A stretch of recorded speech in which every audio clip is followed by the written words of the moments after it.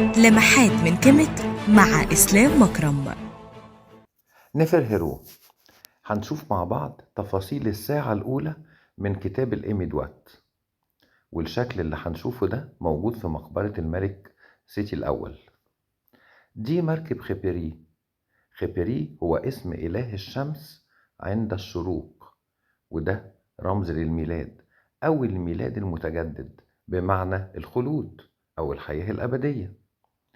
خبيري اللي هو على شكل جعران هنشوفه موجود في وسط المركب، يحيط به أوزوريس من اليمين ومن الشمال.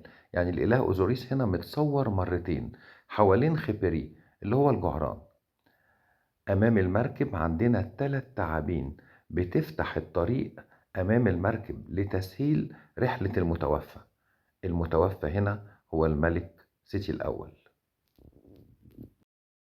اضغط متابعة للصفحة ولايك وشير. كيميت، أصل كل شيء.